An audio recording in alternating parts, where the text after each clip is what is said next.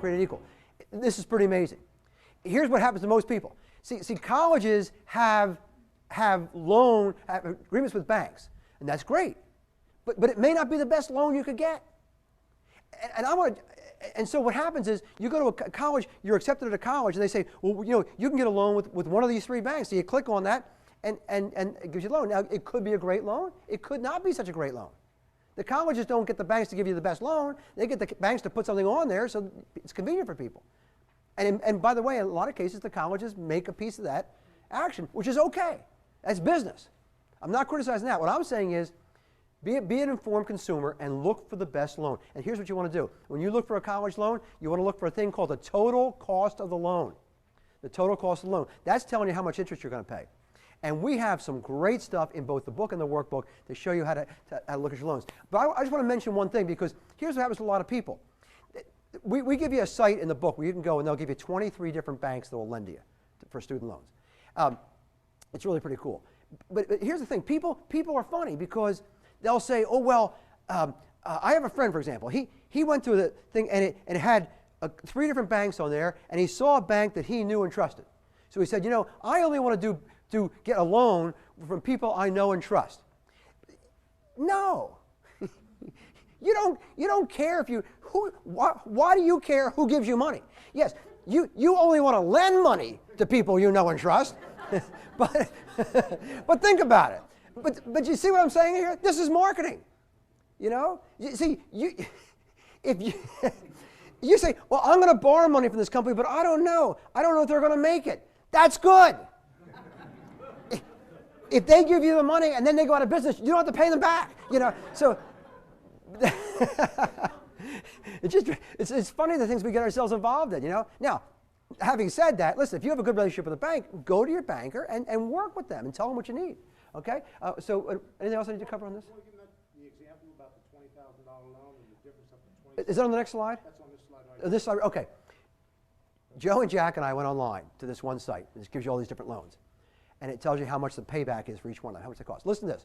We went in and we entered that we were looking for, I forget which college in Western Pennsylvania. Do you remember the name of it? Bucknell. We have Bucknell. We went over and we said, well, okay, we're going to Bucknell. We need a $20,000 loan there, and we need it, in such and such a time. We got 23 different loan offers. Okay? Listen to this. The payback range for a $20,000 loan, the payback range from right up here, you see it, $26,000 to $62,000. Let me just say those numbers again, because I just moved here from Miami, so I want to make sure this is an English-speaking audience. Okay, they range from Miami's we lived there for 10 years, a wonderful place. It's so close to the United States, you'd almost swear you were there sometime. But a lot of times when I'm talking to one audience and they don't laugh at that, I start speaking in Spanish. They say, so make sure so they range the payback, look at this, from $26,000 to $60. We're not kidding you. We didn't make this up to make this seminar seem better. This was actual. So our question to you is, which loan would you prefer? The $26,000 loan or the $62,000 loan? Which is kind of interesting. Look, those numbers are, that's kind of reverse. That's kind of, Scary. Yeah. This one's about comparing loans. Loan comparison worksheet. Oh, okay. In our workbook and on our website, which, by the way, our website is collegesuccessforless.com.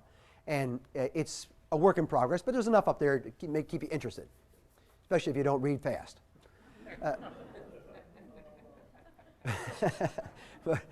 But we're going to have worksheets in the back of your workbook for you that enable you to compare any loan to each other. So you can just list them down there vertically, and Joe's going to explain more of that to you, but it's just incredible. It's a great tool. But folks, here's the only thing you're really interested in. All you're interested in is the total cost of the loan.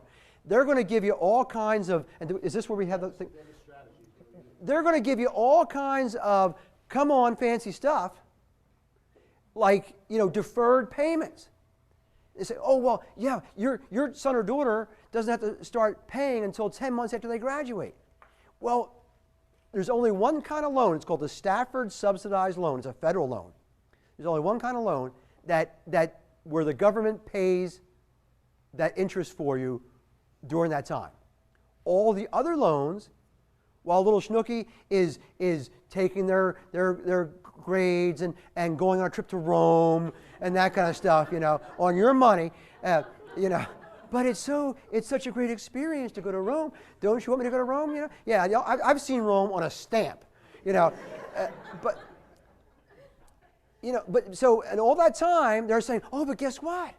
I don't have to make any payments until after I graduate. Yeah, but the interest is accruing all that time.